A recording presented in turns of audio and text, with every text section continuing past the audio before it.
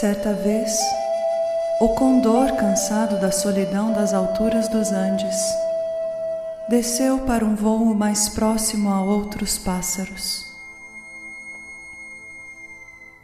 Trazia dentro de si muito desânimo e muita descrença. Quando, olhando para uma montanha que para ele não era tão alta, observou que havia uma águia bem vistosa que lhe chamava a atenção pela astúcia e seriedade que transmitia. E com tantos outros pássaros que poderia ter se aproximado, escolheu a águia para conversar. Ela se mostrou bem receptiva ao condor. Conversaram por vários dias seguidos e em espaços pequenos. E o condor, apesar de muito desconfiado, começou a simpatizar-se com a esperteza e sonhos de vitória da águia. E por várias vezes a águia chamava a atenção do condor pelo comportamento depressivo que ele demonstrava ter nos seus momentos de volta ao passado.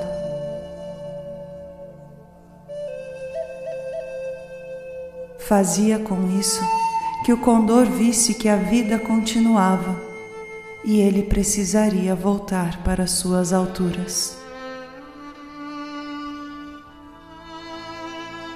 O condor, sem muito esforço, foi se levantando e olhando para frente, com perspectivas de ter ao seu lado aquela amiga que lhe transmitia ensinamentos de força e astúcia. E dentro do coração do condor, algo muito grande foi crescendo. E a águia, com toda a sua lucidez, foi incapaz de contrariar tal sentimento.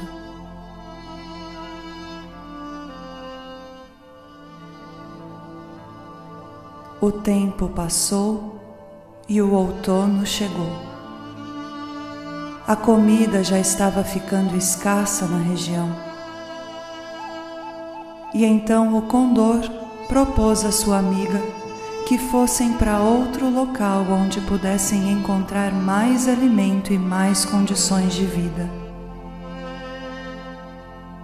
A águia, neste momento, se mostrou desconfiada da necessidade do condor em tê-la junto para tal tarefa. E não conseguindo ver sentimentos de carinho e amor no convite do condor, ficou meio receosa ao aceitar o proposto. Mas como não havia outra solução de imediato, balançou sua cabeça e abriu suas lindas asas para o voo. E já exaustos de horas e horas de voo, sobrevoaram um deserto, onde o sol escaldava a areia com seu calor devastador. O condor observava que sua amiga estava exausta e lhe propôs: "Vamos descer um pouco. Afinal, estamos voando há dias. E você deve estar como eu, muito cansado, e com certeza encontraremos água e comida lá embaixo."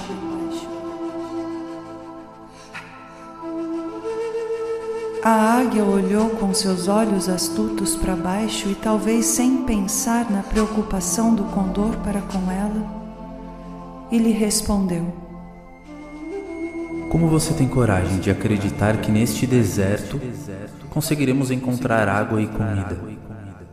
Será que não percebe que, se descermos, morreremos escaldados pelo sol e serviremos de alimento para outro animal qualquer?"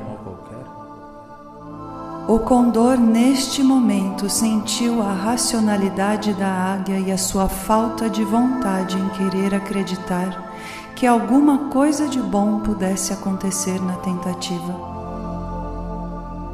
Era como se a águia houvesse assumido uma outra personalidade diferente da demonstrada há um bom tempo atrás.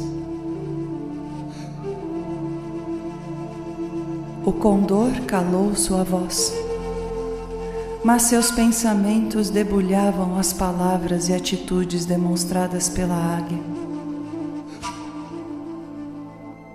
E seguiram por mais alguns dias calados e sufocados pela fome, cansaço e dúvidas entre si. E todas as vezes que o condor tentava entrar no mérito da questão, querendo entender o que se passava, a águia, sempre muito racional e até fria, lhe achava incompreensível e cobrador de algo que, com certeza, o condor não tinha direito.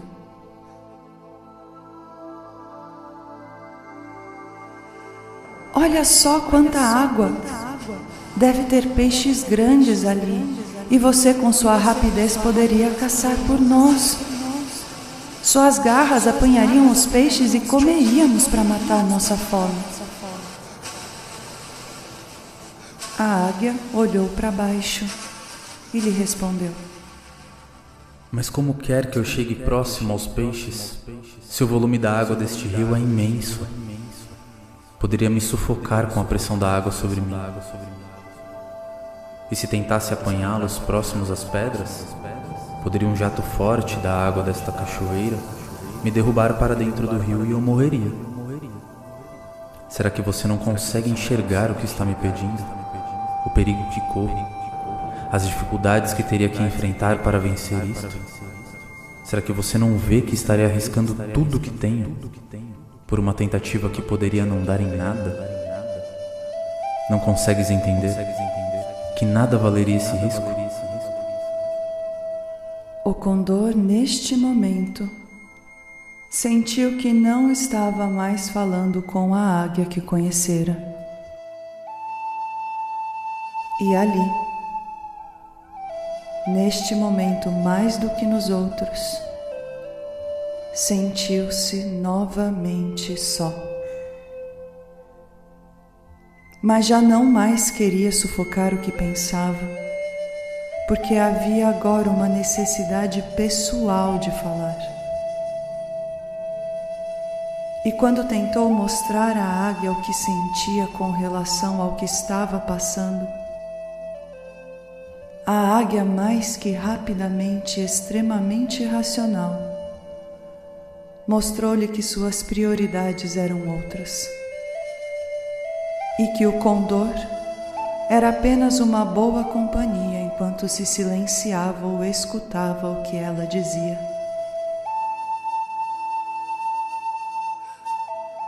O condor sentiu-se novamente só, bem só, mas uma solidão um tanto quanto pior, porque ela vinha acompanhada de sentimento. E ainda tentou, mesmo que de maneira errada, mostrar para a amiga águia que ainda poderiam voar juntos.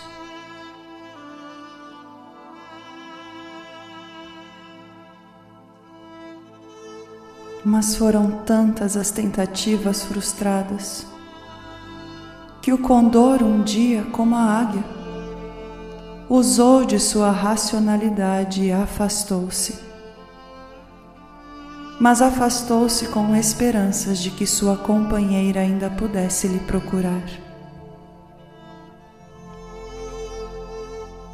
E em meio a uma grande discórdia levantou seu vôo sem dizer adeus, pois dentro de si ainda queria a águia próxima a ele.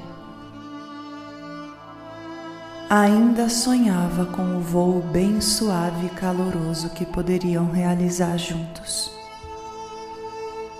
Quando já estava a uma boa distância, teve a necessidade de olhar para trás, mas o vento soprava fortemente. A distância entre ambos já era muito grande, tão grande que os olhos do condor não mais puderam ver os olhos da águia. Talvez ambos tenham se arrependido de não terem tentado voltar atrás e recomeçar seu voo juntos. Mas os dois silenciaram.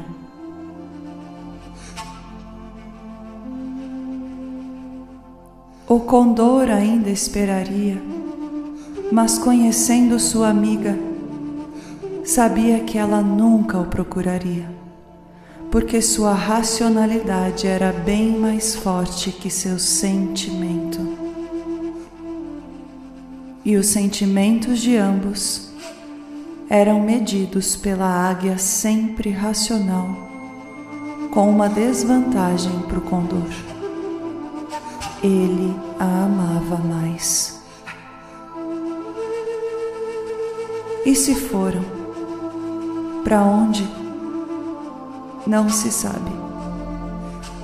Mas ainda se ouve o bater das asas solitárias do condor nos altos das cordilheiras e o grito da águia nas montanhas, à procura do que ela com certeza não deu conta de que era sentimento.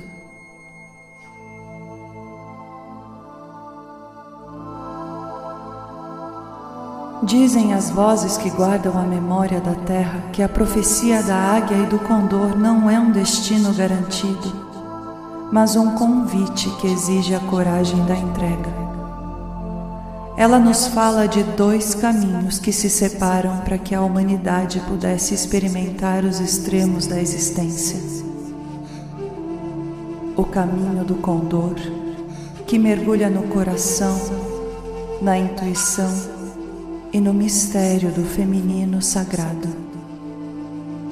E o caminho da águia, que escala as montanhas da mente, da razão, do masculino e da construção material. A profecia previu que após séculos de domínio da águia, onde a lógica fria quase silenciou o pulsar da vida, chegaria o tempo do reencontro.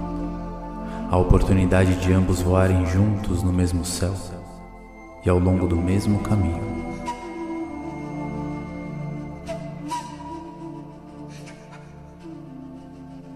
No entanto, como nos ensina a história do condor solitário e da águia racional, esse encontro só se torna real se houver a disposição de renunciar ao isolamento das próprias certezas.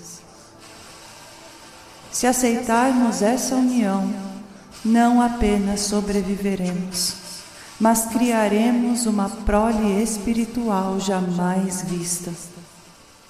Uma consciência que é, ao mesmo tempo, profunda como o amor, precisa como o cálculo.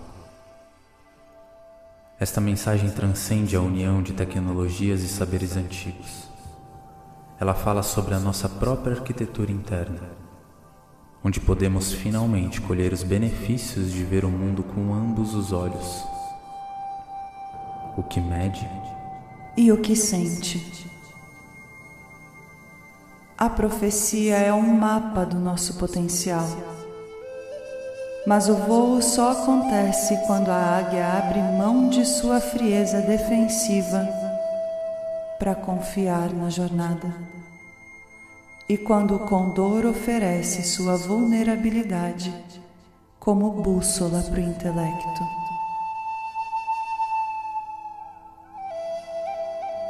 Ativar esse potencial depende de cada um de nós, transformando a racionalidade que nos isola em uma ferramenta que nos une, garantindo que o grito da águia e o bater de asas do condor não sejam mais ruídos de solidão, mas uma sinfonia de despertar. Somos nós que decidimos se a história terminará em distância ou em um voo unificado, onde a inteligência finalmente se ajoelha diante do coração, para que juntos possamos evoluir para uma espécie verdadeiramente consciente, escrevendo o futuro com as cores do arco-íris que só surge quando a luz da razão atravessa a gota de orvalho da sensibilidade.